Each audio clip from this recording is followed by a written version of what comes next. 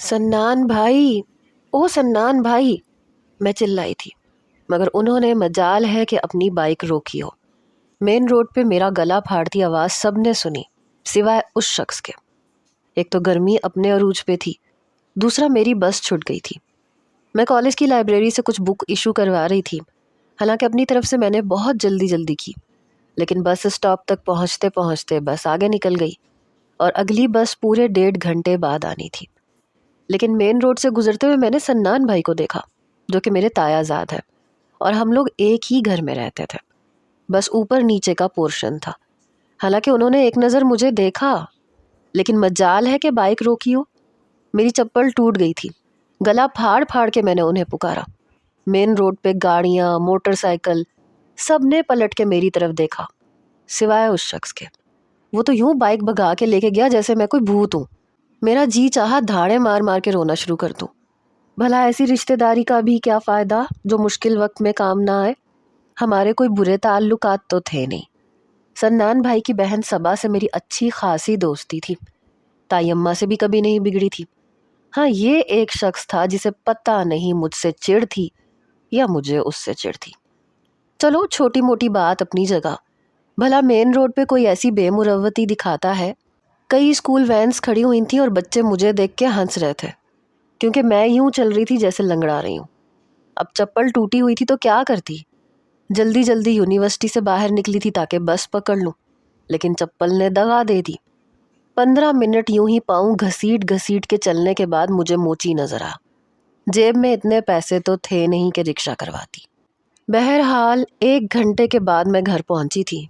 तेज धूप में पसीने से शराबोर घर पहुंची तो अम्मी की घूरती हुई नज़र मुझ पे थी। वक्त देखा है तूने? सहन में खड़ी सन्नान की मोटरसाइकिल देख के गुस्से से मैंने अपना पाँव उसकी बाइक पे जोर से मारा, लेकिन बहुत भारी बाइक थी। उसे क्या होना था, मेरा ही पाँव दुखने लगा। मेरी वालदा कहने लगी, ये क्या आते ही तुम सन्नान की बाइक को मार रही हो। मैंने कहा, ये कमीना जलील इंसान। ये सुन के मेरी माँ कहने लगी, जुबान को संभालो, अभी कुछ देर पहले ही ऊपर गया है। मैंने कहा, अल्लाह करे इसकी बाइक को आग लग जाए। मेरे आंसू बहने लगे। मेरी वालदा कहने लगी, हुआ क्या है? मैंने रोते रोते अपनी माँ को सारी बात बताई। मेरी वालदा कहने लगी, उसने देखा ही नहीं होगा, वरना वो क्यों ना रुकता। मैंने कहा, अम्मी आपको नहीं पता, वो जानबूझ के अनजान बना था। गला फाड़ फाड़ के मैंने उसे पुकारा था। अम्मी, मेरी चप्पल भी टूट गई थी। वहाँ जितनी गाड़ियाँ थीं, बच्चों की वैन्स थीं, सब ने पलट के मुझे देखा। मेरी बेबसी का तमाशा देख के सब हंस रहे थे, और ये बेमुरव्वत कहीं का, अल्लाह करे आग लग जाए इसकी बाइक को। मजाल है कि पीछे पलट के देखा हो, यूं आगे भागा जैसे मैं कोई भूत हूँ। मेरी वालदा कहने लगी, नहीं नहीं, तुम्हें गलत फहमी हुई है, सन्नान तो ऐसी हरकत कर ही नहीं सकता। मैंने कहा, हाँ, उसकी बहन अगर मेरे साथ कॉलेज में होती ना तो फिर वो ज़रूर रुकता और सिर्फ उसी को लेके जाता। मैं सहन में ही कुर्सी पे बैठी अपनी माँ को अपनी बातें सुना रही थी, जब मेरी नज़र ऊपर पड़ी। ऊपर का पोर्शन यूं बना था कि हमारा सहन बिल्कुल खुला हुआ था। जहाँ हमारा लाउंज और कमरे थे, वहाँ ऊपर का पोर्शन भी बना हुआ था, और बैरूनी साइड पे एक ग्रिल सी लगी हुई थी, जहाँ वो चाय का कप हाथ में पकड़े, कोहनी उस ग्रिल पे टकाए, मुझे रोते हुए देख के मुस्कुरा रहा था। जैसे ही मेरी नज़र उस पे पड़ी, बल्कि मेरी खूनख्वार नज़र उस पे पड़ी, तो उसकी मुस्कुराहट गहरी हुई। दूसरे हाथ से मुझे हाय करने लगा। मैंने चप्पल उतारी और ऊपर की तरफ फेंकी, लेकिन वो पीछे हट चुका था। मेरी वालदा मेरी हरकत देख के कहने लगी, ये क्या कर रही हो तुम? मैंने कहा, वो कमीना हंस रहा है।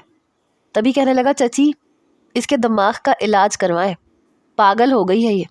मेरी शक्ल देखते ही चप्पलें ऊपर फेंक रही है। तमीज़ ही नहीं है इसे, ये भी शर्म नहीं आ रही कि पूरे 7 साल बड़ा हूँ मैं इससे।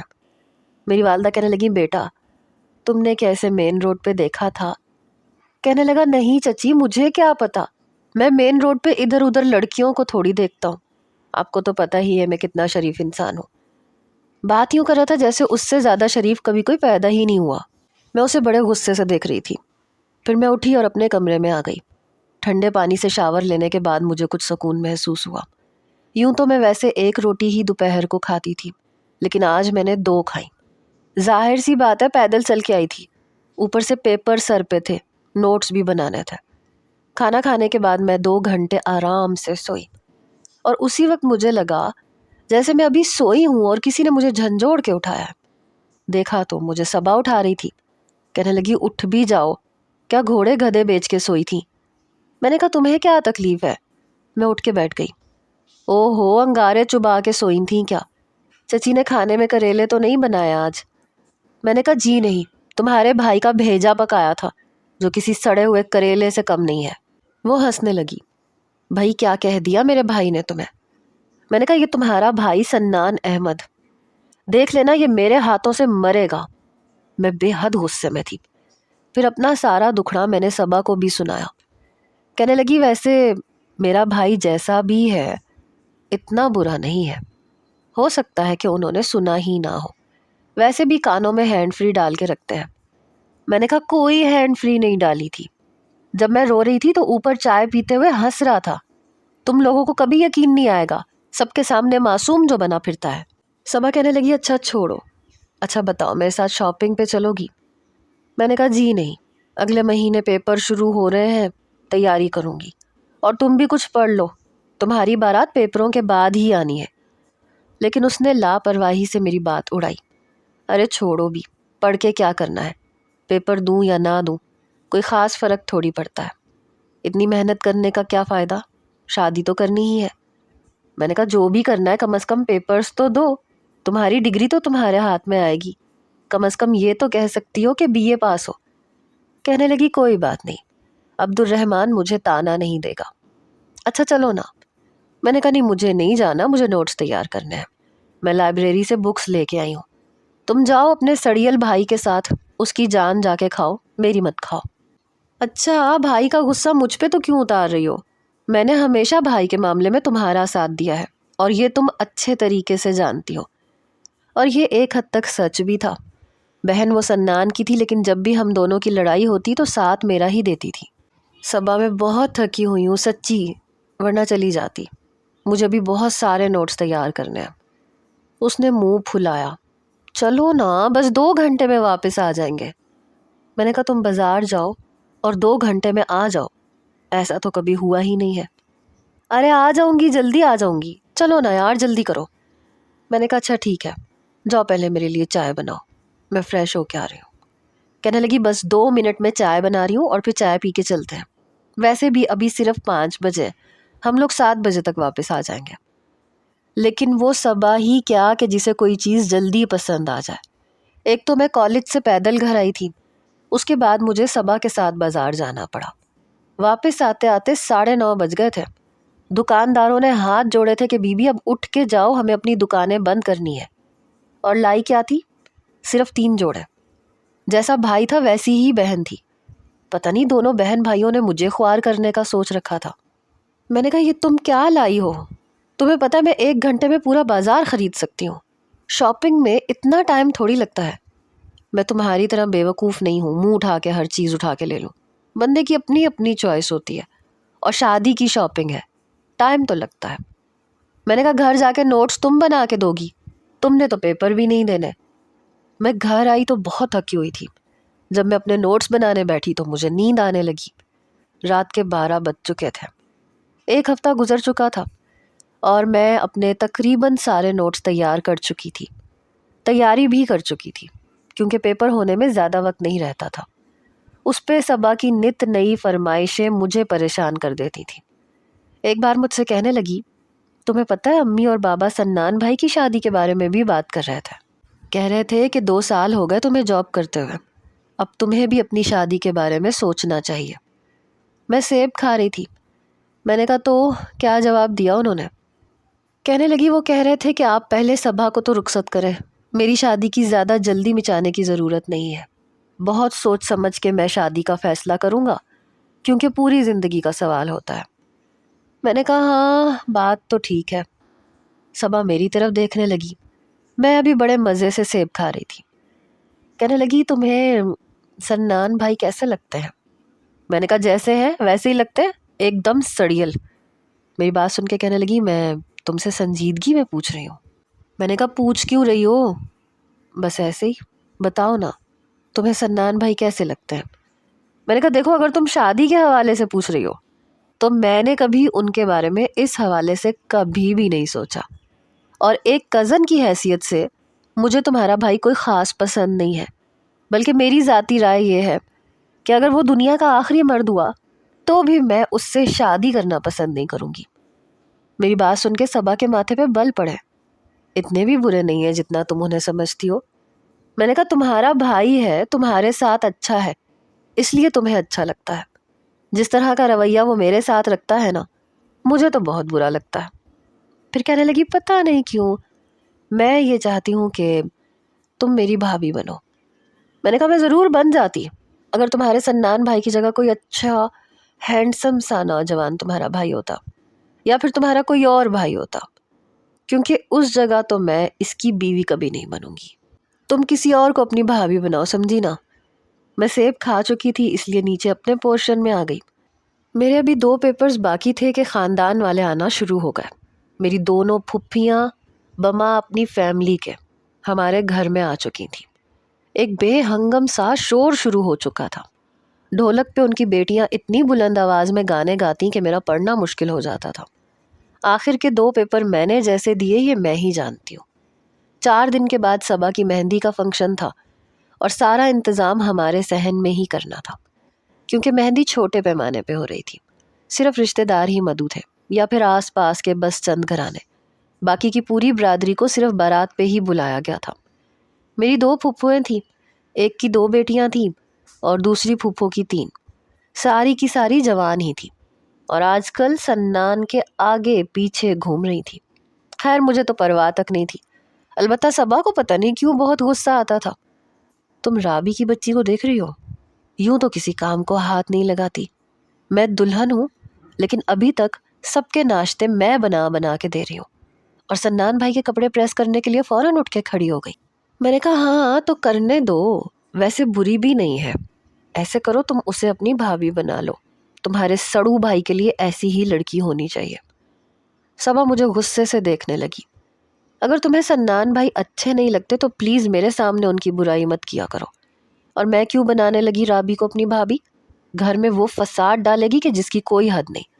مجھے تو تم اچھی لگتی تھی، اور وہ نازش کی بچی تم سے بھی 2 سال چھوٹی ہے اور بھائی کو مسکرا مسکرا کے دیکھ رہی تھی۔ آج کل کی لڑکیوں کو پتہ نہیں کیا مسئلہ ہے، 10ویں جماعت پاس نہیں کرتی کہ خاندان کے لڑکوں کو اسمائل پاس کرنا شروع کر دیتی ہیں کہ شاید کہیں ان کا ٹانکا فٹ ہو جائے۔ میں نے کہا ہاں تو کر لو، تمہاری پھوپھیوں کی اتنی ساری بیٹیاں ہیں۔ پھر مجھے کہنے لگی ان سب کو میرے بھائی میں اتنی خوبیاں نظر آتی ہیں۔ دونوں پھوپھیاں سنان بھائی کی بہت تعریفیں کر رہی تھیں، اچھا کمانے لگ گیا ہے، پہلے سے کافی سٹائلش ہو گیا ہے، اور ایک تم ہو، تمہیں قدر ہی نہیں ہے میرے بھائی کی۔ میں نے کہا تم کوئی اور بات کرو گی؟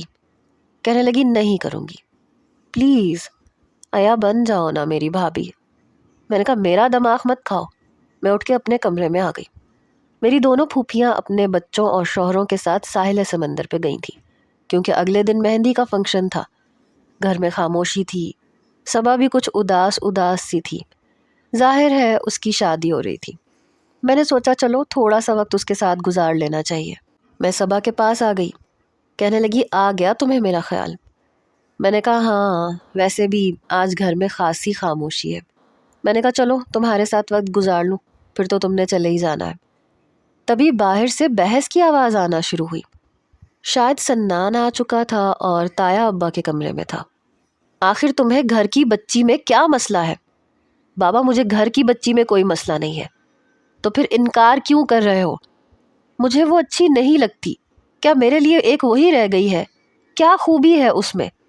اس کی ساری آوازیں میرے کانوں میں آ رہی تھیں۔ صبا بھی سن رہی تھی اور ہم دونوں ہی چپ ہو گئی۔ کیا مطلب کیا خوبی ہے؟ کیا برائی ہے ایانا میں؟ تایا ابا کی زبان پہ اپنا نام سن کے مجھے کچھ حیرت کا جھٹکا لگا۔ بابا آپ میری شادی کسی لولی لنگڑی اندھی کانی سے کسی سے بھی کروا دیں، مجھے کوئی اعتراض نہیں ہوگا، بس وہ ایانا نہیں ہونی چاہیے۔ میرے اندر تو گویا آگ سی لگی۔ کتنے برے طریقے سے اس نے مجھے رد کیا تھا۔ میں کون سا مری جا رہی تھی اس سے شادی کرنے کے لیے، لیکن مجھ سے بہتر وہ کسی کانی اور لنگڑی لڑکی سے شادی کرنے کو تیار تھا۔ پتہ نہیں کیوں لیکن میری آنکھوں سے ٹپ ٹپ آنسو بہنے لگے۔ تمہیں شرم تو نہیں آتی اس طرح سے بات کرتے ہوئے؟ بابا اس کے بارے میں ایسے ہی بات کر سکتا ہوں. میرا اس کے ساتھ 2 منٹ کا گزارا نہیں ہے. اور شادی انسان کیوں کرتا ہے؟ زندگی گزارنے کے لیے. اس سے شادی کرنے سے بہتر ہے کہ میں کنویں میں کود کے جان دے دوں. آپ کیا چاہتے ہیں؟ اگر آپ نے زبردستی کرنے کی کوشش کی تو میں گھر سے بھاگ جاؤں گا. اور اسے آپ دھمکی مت سمجھیے گا. میں کسی بھی صورت ایانا سے شادی نہیں کروں گا. میں تو پھوٹ پھوٹ کے رونے لگی. وجہ یہ نہیں تھی کہ مجھے اس سے کوئی محبت تھی. ارے میں لعنت بھیجتی ہوں اس پہ. لیکن اتنی بے عزتی، اتنی بے عزتی. مجھے روتا دیکھ کے صبا کہنے لگی کیا ہوا؟ میں نے کہا تمہیں اپنے بھائی کی باتیں سنائی نہیں دے رہی؟ اتنی انسلٹ. میں نے اپنے آنسو صاف کیے، دروازہ کھولا اور سیدھا سیڑھیاں اتر کے نیچے اپنے کمرے میں آ کے رونے لگی. کیا سمجھتا ہے اپنے آپ کو؟ کوئی شہزادہ گلفام ہے یا شہزادہ چارلس ہے؟ کیا ہے؟ کچھ بھی تو نہیں ہے. شکل نہ عقل.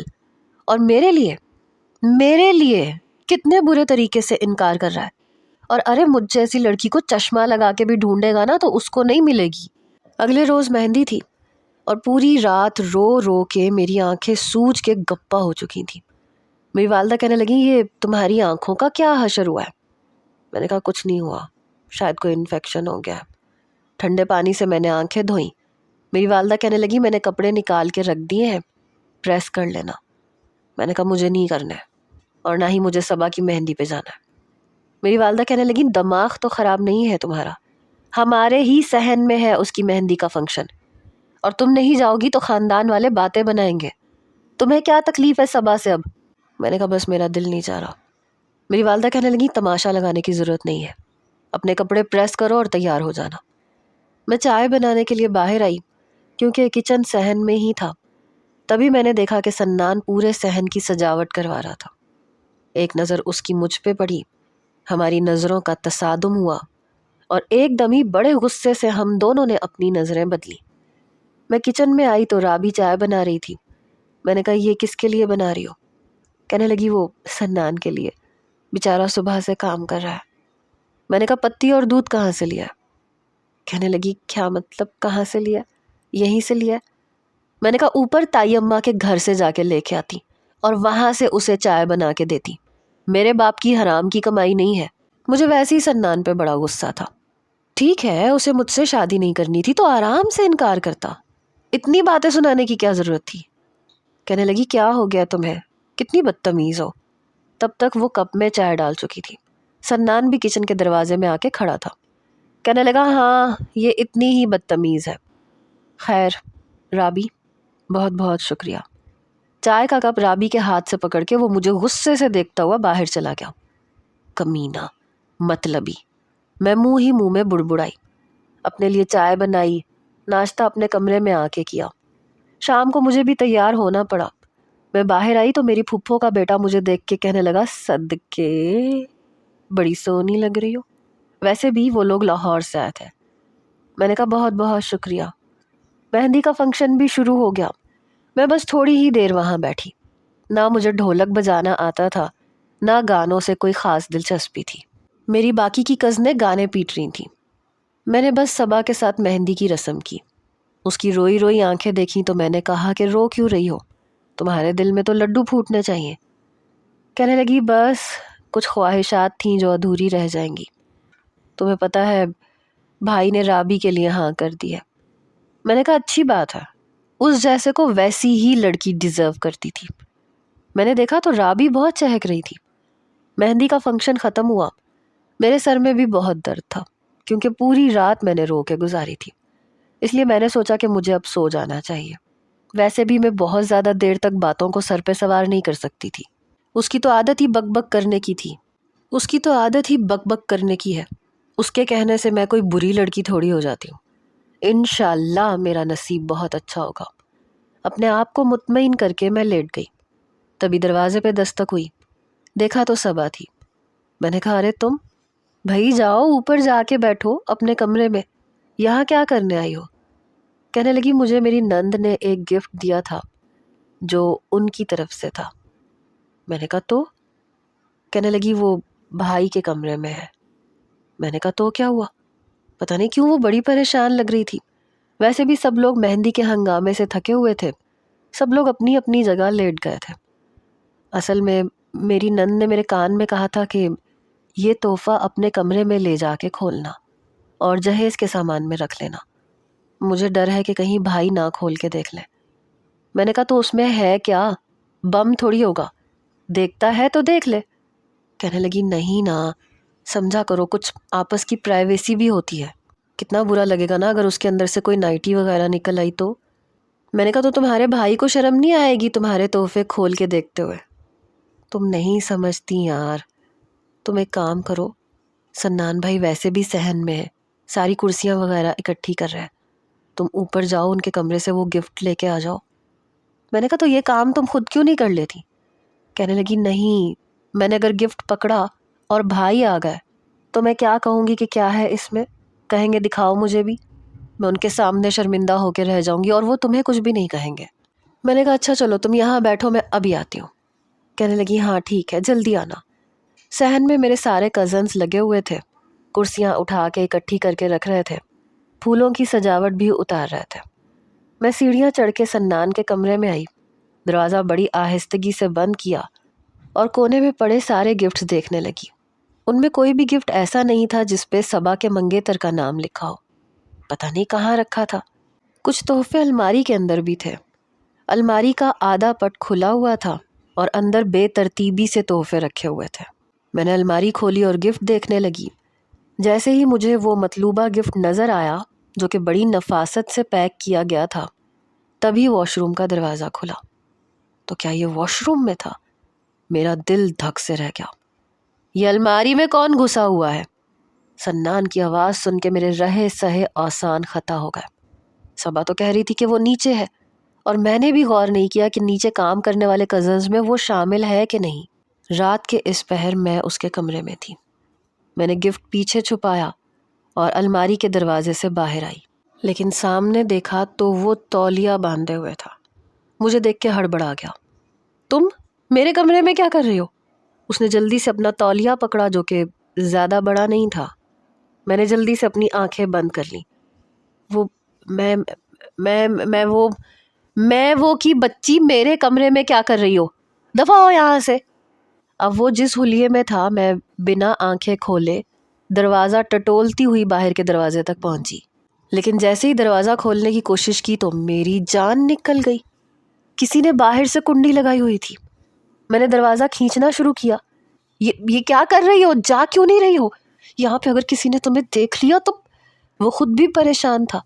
وہ اسی حلیے میں دروازے کے پاس آیا۔ میں نے کہا باہر سے پتہ نہیں کس نے کنڈی لگا دی۔ یہ سن کے اس کا رنگ اڑا۔ پاگل واگل تو نہیں ہو گئی ہو؟ ہٹو پیچھے۔ میں پیچھے ہٹی۔ اس نے دروازہ کھولنے کی کوشش کی تو باہر سے کنڈی لگی ہوئی تھی۔ میں نے تو دروازہ پیٹنا شروع کر دیا، دروازہ کھولو، کوئی ہے۔ تبھی سنان نے اپنا تولیے والا ہاتھ چھوڑا اور میرے منہ پہ رکھ کے مجھے دیوار کے ساتھ لگا دیا۔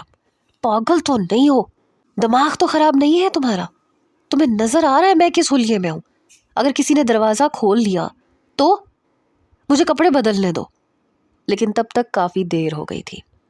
دروازہ کھلا اور میری دونوں پھوپھیاں اندر آئیں۔ اس وقت سنان نے تولیہ باندھا ہوا تھا اور اس کا ہاتھ میرے منہ پہ تھا اور میں دیوار کے ساتھ لگی ہوئی تھی۔ ہائے ہائے ہائے ہائے، یہ کیا دیکھ لیا؟ استغفر اللہ استغفر اللہ، اللہ یہ کیا ہو رہا ہے اس گھر میں؟ بیک وقت میری دونوں پھوپھیاں بولی۔ سنان نے فوراً سے میرے منہ سے ہاتھ اٹھایا۔ کچھ نہیں پھوپھو، کچھ نہیں۔ وہ بیچارہ تو گڑبڑا کے رہ گیا، رنگ تو میرا بھی اڑ گیا تھا۔ جب انہوں نے سنان کو سر سے پاؤں تک دیکھا تو کانوں کو ہاتھ لگانے لگی۔ یہ تم دونوں یہاں پہ کیا بے شرمیاں کر رہے تھے؟ میں نے کہا میں کچھ بھی نہیں کر رہی تھی، وہ گفٹ ابھی بھی میرے ہاتھ میں تھا۔ سنان کہنے لگا یہ میرے کمرے میں آئی تھی، مجھے نہیں پتا یہ کیوں آئی تھی۔ میں نے کہا میں تو یہ لینے آئی تھی، میرے ہاتھ میں تحفہ تھا۔ پھوپھو نے جلدی سے جھپٹا اور اسے کھولا، جس میں بلیک کلر کی نائٹی تھی۔ پھوپھو کا تو ایک رنگ آ کے گزرا۔ سنان جب تم ایانہ کے لیے اس حد تک سنجیدہ تھے تو پھر میری بیٹی کا رشتہ کیوں مانگا؟ نائٹی دیکھ کے وہ کہنے لگا کہ میں نے اسے نہیں دی ہے۔ میں نے کہا جھوٹ بول رہا ہے۔ میں بھی گھبرا گئی تھی۔ اتنی دیر میں تایا ابا، تائی اماں اور باقی کی سب کزنز بھی آ گئیں، یہاں تک کہ صبا بھی آ گئی، میرے والدین بھی آ گئے۔ پورا کمرہ کھچا کھچ سب لوگوں سے بھر گیا اور وہ ابھی تک تولیے میں تھا۔ پھپھو نے جو اپنی کہنی شروع کی تو کسی کی نہیں سنی۔ تایا ابا نے سنان کو کچھ بھی کہنے کا موقع نہیں دیا، 2-3 تھپڑ اس کے منہ پہ لگائے۔ میری والدہ مجھے کھا جانے والی نظروں سے دیکھ رہی تھی کہ تم سنان کے کمرے میں کیا کر رہی ہو، اور وہ صبا، وہ چپ چاپ کھڑی رہی، کچھ نہیں بولی۔ میرے ہاتھ میں نائٹی تھی۔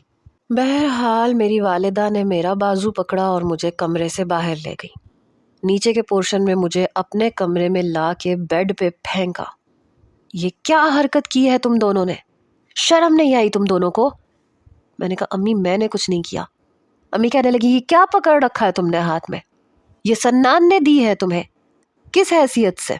کیا لگتی ہو تم اس کی؟ میں نے کہا یہ میری نہیں ہے امی، میری بات تو سنیں، لیکن میرے منہ پہ بھی کئی تھپڑ پڑے۔ امی نے میری بات ہی نہیں سنی۔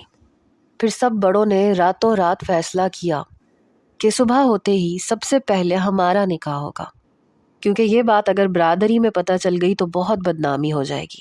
باقی کی رات میری روتے ہوئے گزری۔ صبح 10 بجے بڑی رازداری سے مولانا صاحب کو بلایا گیا اور میرا نکاح سنان سے ہو گیا، اور میں روئے جا رہی تھی۔ رات کو صبا کی شادی تھی۔ میری والدہ نے مجھے جوڑا نکال کے دیا۔ میں نے کہا مجھے نہیں جانا شادی پہ۔ میری والدہ کہنے لگی تمہاری چوٹی پکڑ کے کھینچ دوں گی، اپنی حرکتوں پہ تمہیں ذرا بھی شرمندگی نہیں ہے، نہ تمہیں شرم آئی نہ اس لڑکے کو۔ یوں تو وہ پھپھو کی بیٹی کا رشتہ مانگ رہا تھا، کب سے چل رہا ہے یہ سب کچھ تم دونوں کے بیچ میں؟ میں نے کہا امی بہت ہو گیا، مجھ سے اور کچھ بھی مت پوچھیے گا۔ میری والدہ کہنے لگی تو تماشا مت بناتے، ہم سب کچھ عزت سے کرنا چاہتے ہیں، سمجھی نا؟ جا کے تیار ہو، کسی کو بھی شک نہیں ہونا چاہیے۔ بڑی مشکل سے بھائی صاحب نے تمہاری دونوں پھوپھیوں کا منہ بند کروایا ہے۔ مجھے لگ رہا تھا یہ ساری چال سنان کی تھی، اس نے مجھے پھنسانا تھا، لیکن وہ خود بھی پھنس گیا۔ لیکن سوچنے والی بات یہ ہے کہ باہر سے دروازہ کس نے بند کیا؟ بہرحال شادی کے لیے میں تیار ہوئی۔ سب لوگ چپ چپ سے تھے۔ جیسے ہی صبا کا نکاح ہوا، ساتھ میں تایا ابا نے یہ بھی اعلان کر دیا کہ بہت جلد ہم سنان اور ایانا کی شادی بھی کر دیں گے۔ ان دونوں کا رشتہ پکا ہو چکا ہے۔ وہ بھی سفید شلوار قمیض میں منہ بنائے ایک کونے میں ہی بیٹھا تھا، اور دوسرے کونے کے ٹیبل پہ میں بیٹھی تھی۔ ٹھیک سے کھانا بھی نہیں کھایا۔ جیسے بارات گزری، ولیمہ بھی گزر گیا، اور تایا ابا کے سخت منع کرنے پہ پھپھو نے زبان نہ کھولنے کی قسم کھائی کہ وہ کچھ بھی نہیں بتائیں گی کہ کیا ہوا اور کیا نہیں، کیونکہ گھر کی عزت کا معاملہ ہے۔ میں سوچ چکی تھی کہ رخصتی سے صاف منع کر دوں گی، کہہ دوں گی کہ مجھے اور پڑھنا ہے۔ وہاں میرے تایا اور میرے بابا 1 مہینے کے بعد رخصتی کا پلان بنا رہے تھے۔ صبا شادی کے بعد ملنے آئی تو کہنے لگی مجھے معاف کر دو، میں نے ہی تمہیں بھائی کے کمرے میں بھیجا تھا، مجھے کیا پتا تھا کہ یہ سب کچھ ہو جائے گا۔ میں نے کہا ایک بار مجھے پتا چل جائے باہر سے کنڈی کس نے لگائی تھی، دیکھنا تم، اس کا تو میں گلا دبا کے مار ڈالوں گی۔ خامخواہ مجھے اس کمینے کے ساتھ پھنسوا دیا۔ مجھے تو لگ رہا ہے یہ سارا کیا دھرا ان کا ہے، یہ خود مجھے پھنسانا چاہتا تھا لیکن خود بھی پھنس گیا۔ میں نے الماری سے نائٹی نکالی اور صبا کے اوپر پھینکی۔ پکڑو اپنے شوہر کا تحفہ جس نے میری زندگی حرام کر دی۔ کہنے لگی اچھا اب تم پرانی باتیں بھول بھی جاؤ۔ میں نے کہا کیسے بھول جاؤں اور کیوں بھول جاؤں؟ نکاح ہونا تھا، ہو گیا، میں تو رخصتی نہیں ہونے دوں گی، کہہ دوں گی کہ مجھے آگے پڑھنا ہے۔ صبا نے نائٹی ایک شاپر میں ڈالی اور باہر چلی گئی۔ میری والدہ نے رخصتی کی بات کی تو میں نے صاف کہہ دیا کہ مجھے آگے پڑھنا ہے۔ میری والدہ کہنے لگی جتنی پڑھائیاں تم نے کرنی تھی نا وہ ہمارے گھر میں کر لی، باقی کی اپنے سسرال میں کرنا۔ تمہارے بابا بہت غصے میں ہے، خبردار جو تم نے مزید کوئی نیا شوشہ چھوڑا تو۔ اگلے روز اوپر سے تایا ابا کی اور سنان کے چلانے کی آوازیں آ رہی تھیں۔ بابا میں نے کہہ جو دیا کہ مجھے ابھی 2-3 سال تک رخصتی نہیں کرنی، میں باہر کے لیے اپلائی کرنا چاہتا ہوں اور مجھے امید ہے کہ مجھے باہر جاب مل جائے گی۔ کیا ضرورت پڑی ہے تمہیں باہر جاب کرنے کی؟ یہاں تمہاری جاب اچھی ہے، گھر میں کسی چیز کی کوئی کمی نہیں ہے، ہمارا اچھا گزر بسر ہو رہا ہے، نہ تم باہر جاب کرو گے نہ تم باہر جاؤ گے، اور نہ ہی ہم رخصتی میں تاخیر کریں گے۔ جو منہ کالا تم لوگوں نے کرنا تھا کر لیا، اب جو کچھ کرنا ہے رخصتی کے بعد کرنا۔ خدا کے لیے بابا بس بھی کر دیں، میں اس کے کمرے سے برآمد نہیں ہوا، وہ میرے کمرے سے برآمد ہوئی ہے۔ آپ کو اتنی بات سمجھ میں نہیں آ رہی؟ یہ سارا کیا دھرا اس کا ہے اور میں اسے چھوڑوں گا نہیں۔ آپ کو رخصتی کرنی ہے تو 1 مہینے کے بجائے آپ 1 ہفتے کے اندر کر دیں، لیکن پھر بعد میں میرے رویے کی کوئی بھی مجھ سے پوچھ گچھ نہیں کرے گا۔ میں تمہارا منہ توڑ دوں گا، تمہاری ٹانگیں توڑ دوں گا اگر تم نے ایانا کو کچھ کہا تو۔ ساری آوازیں نیچے تک آ رہی تھیں۔ پھر مجھے لگا کہ شاید قصور سنان کا بھی نہیں ہے، جو کچھ بھی ہوا ہے بند دروازے کی وجہ سے ہوا ہے۔ سارا قصور اس کا ہے جس نے باہر سے کنڈی لگائی۔ مگر وہ تھا کون؟ کیونکہ رخصتی کے لیے تو وہ بھی راضی نہیں تھا۔ میں نے نہ تو کوئی شاپنگ کی تھی، نہ میں بازار گئی۔ میری والدہ نے ہی جو بھی تیاری کی تھی وہ میرے لیے کی۔ ہماری شادی پہ صرف 2 پھوپھیاں آئی تھیں، ان کی اولادیں نہیں آئی تھیں، اور شادی بھی بس مناسب سی ہی ہوئی تھی۔ میں نے بھی کوئی خاص اپنے آپ کو سجایا سنوارا نہیں تھا۔ دلہن بنی میں سنان کے کمرے میں بیٹھی تھی۔ کچھ دیر تو صبا میرے پاس بیٹھی رہی، پھر چلی گئی۔ اٹھ کے کھڑی ہوئی، الماری کھولی اور اپنے سادہ سے کپڑے نکال کے کپڑے تبدیل کیے اور بیڈ پہ لیٹ گئی۔ موسم ویسے بھی تبدیل ہو چکا تھا، لحاف میں نے منہ تک اوڑھا اور سونے کی کوشش کرنے لگی۔ کچھ ہی دیر میں مجھے نیند آ بھی گئی۔ ہاں، مجھے کمرہ کھلنے اور بند ہونے کی آواز آئی تھی، لیکن میں اس وقت گہری نیند میں تھی۔ تبھی یک لخت کسی نے میرے منہ سے لحاف اتارا۔ میں نے آنکھیں کھول کے دیکھا تو سنان بڑے غصے سے کھڑا تھا۔ چٹکی بجا کے کہنے لگا، کھڑی ہو یہاں سے۔ میں اٹھ کے بیٹھ گئی۔ کہنے لگا، اترو نیچے بیڈ سے، مجھے سونا ہے۔ میں نے کہا، تو پھر میں کہاں سوؤں؟ کمرے میں کوئی صوفہ تو ہے نہیں۔ میری طرف سے جہنم میں جا کے سو۔ فی الحال میرا دماغ خراب مت کرو، پہلے ہی بہت خراب ہے۔ اپنا تکیہ اٹھاؤ، لحاف اٹھاؤ اور زمین پہ لیٹ جاؤ۔ میں نے کہا، جی نہیں۔ میں کیوں زمین پہ لیٹنے لگی؟ کہنے لگا، اس لیے کیونکہ یہ سارا ڈرامہ تمہارا رچایا ہوا ہے۔ کیا کرنے آئی تھی تم میرے کمرے میں؟ کیا تکلیف تھی تمہیں؟ تم سے برداشت نہیں ہوا نا کہ تمہیں ریجیکٹ کر کے میں نے رابی کو پسند کیا۔ میں نے کہا، او ہیلو، اپنا دماغ کلیئر کرو، مجھے تم کسی بھی صورت پسند نہیں تھے، اور میں صبا کے کہنے پہ یہاں آئی تھی، اس کے شوہر کا دیا ہوا گفٹ لینے۔ یقین نہیں تھا نا تو نہ کرو، اپنی بہن کو فون کرو، پوچھو اس سے۔ تم جس مرضی کے کہنے پہ آئی تھی، آئی کیوں تھی؟ تمہیں کیا تکلیف تھی میرے کمرے میں آنے کی؟ صبا خود نہیں آ سکتی تھی؟ بہانے کم بنایا کرو۔ کھڑی ہو یہاں سے اور زمین پہ سو۔ میں نے کہا، میں زمین پہ نہیں سوؤں گی۔ میں بیڈ سے اٹھی بھی نہیں تھی، میں منہ بنا کے بیٹھی ہوئی تھی۔ کہنے لگا، ٹھیک ہے، تمہاری مرضی ہے۔ وہ بیڈ کی دوسری جانب گیا اور دھڑام سے بیڈ پہ لیٹ گیا اور پھیل کے لیٹ گیا۔ میں نے اس کے ہاتھ اپنے تکیے سے پیچھے کیے۔ تمیز کے ساتھ لیٹو۔ کیوں تمیز کے ساتھ لیٹوں؟ میرا بیڈ ہے، جیسے جی میں آئے گا ویسے لیٹوں گا۔ تمہارے باپ کا دیا ہوا جہیز نہیں ہے۔ اس کی بات سن کے میں نے کہا، تایا ابا اگر منع نہ کرتے تو میرا باپ مجھے جہیز دینے کے لیے تیار تھا۔ مجھے زیادہ باتیں سناؤ گے نا تو جا کے تایا ابا سے تمہاری شکایت لگا دوں گی۔ کہنے لگا، جاؤ لگاؤ، شاباش، نکلو۔ بڑی ہے تایا ابو کی دھمکی دینے والی۔ میں نے اس کی ٹانگ اٹھائی اور پیچھے کو پھینکی۔ دیکھو ایانا، میرے ساتھ بدتمیزی کرو گی تو میں بھی بدتمیزی کروں گا۔ میں نے کہا، تم ہو ہی صدا کے بدتمیز، مجھے بتانے کی ضرورت ہی نہیں ہے، مجھے اچھے طریقے سے پتا ہے۔ آدھے بیڈ پہ تم لیٹو گے اور آدھا بیڈ میرا ہوگا، اس لیے خبردار جو تم نے پھیل کے سونے کی کوشش کی۔ کہنے لگا، اور اگر میں پھیل کے سویا تو کیا کر لو گی تم؟ میں نے کہا، میں بابا سے کہہ دوں گی کہ مجھے جہیز کا بیڈ دے، اور پھر میں تمہیں اس بیڈ پہ بیٹھنے بھی نہیں دوں گی۔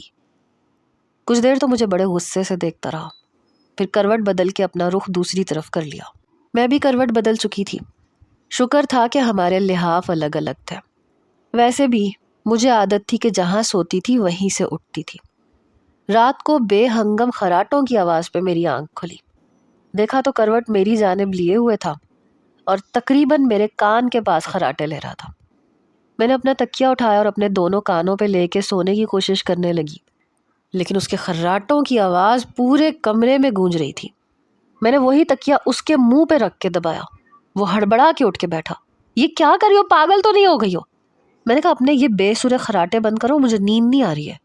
کہنے لگا پتہ نہیں کیا مصیبت ہے۔ اس نے اپنا تکیہ اور لحاف اٹھایا اور کمرے سے باہر چلا گیا۔ پھر جا کے میں سکون سے سوئی، لیکن میں نہیں جانتی تھی کہ صبح صبح میری شامت آ جائے گی۔ صبح جب میں کپڑے تبدیل کر کے تیار ہو کے باہر آئی تو وہ صوفے پہ بیٹھا ہوا تھا اور تائی اماں مجھے گھور کے دیکھ رہی تھی۔ تایا ابا بھی نظریں جھکائے بیٹھے تھے۔ میں نے سلام کیا تو تائی اماں نے رخ بدل لیا۔ وعلیکم السلام، بیٹھو اس کے پاس۔ میں چپ چاپ اس کے پاس بیٹھ گئی۔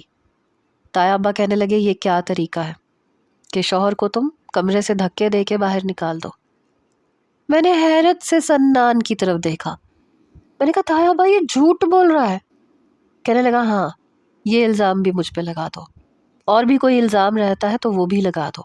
مجھے تو شوق ہے نا کمرے سے باہر صوفے پہ لٹک کے سونے کا، کیا تم نے مجھے باہر نہیں نکالا تھا؟ میں نے کہا یہ خراٹے لے رہا تھا۔ یہ سن کے تایا ابا نے نظریں چرائی۔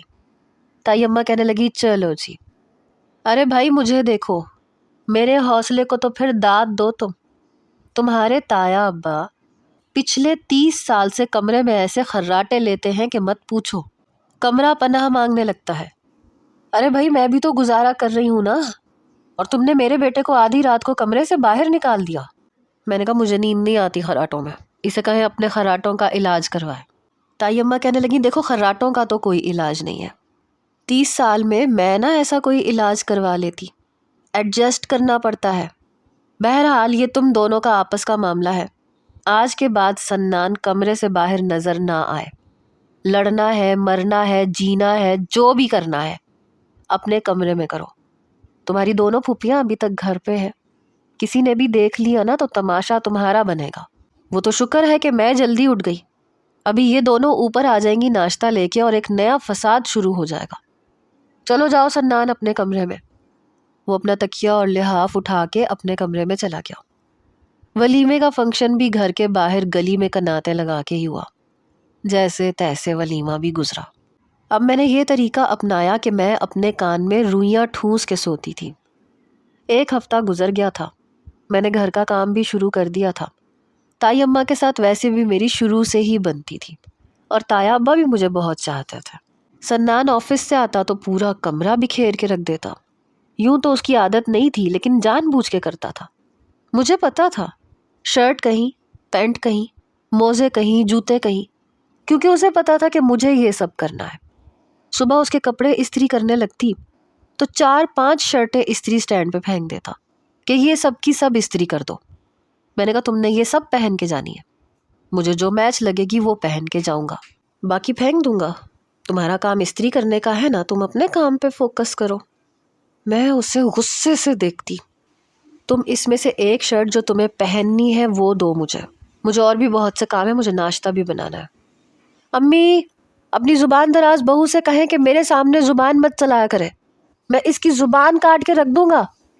میری تائی اماں تو 1 ہفتے میں اپنا سر پکڑ کے بیٹھ گئی، کہنے لگی میں تو تم دونوں سے عاجز آ گئی ہوں، کیا ہوا ہے ہر بات پہ تم دونوں کی لڑائی ہے، کیا بچے ہو تم لوگ؟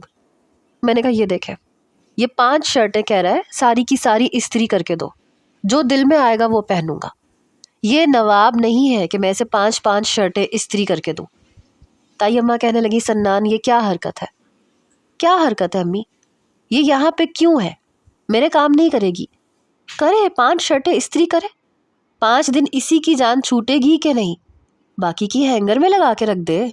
اتنی جلدی رنگ بدلتا تھا، اتنے بہانے تھے اس کے پاس کہ حد نہیں۔ مجھے کہہ رہا تھا کہ 5 شرٹوں میں سے ایک پہنوں گا اور باقی پھینک دوں گا، اور اپنی ماں کے سامنے کیسا شریف بنتا تھا۔ تائی اماں کہنے لگی بات تو اس کی ٹھیک ہے، اگر 5 شرٹیں استری کر دو گی تو 4 دن تمہاری بھی تو چھٹی رہے گی۔ چلو کر دو، شاباش میری بچی، بس مجھے ہی چپ کروا دیتی تھی۔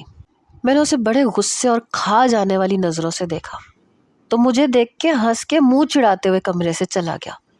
کمینہ کہیں کا۔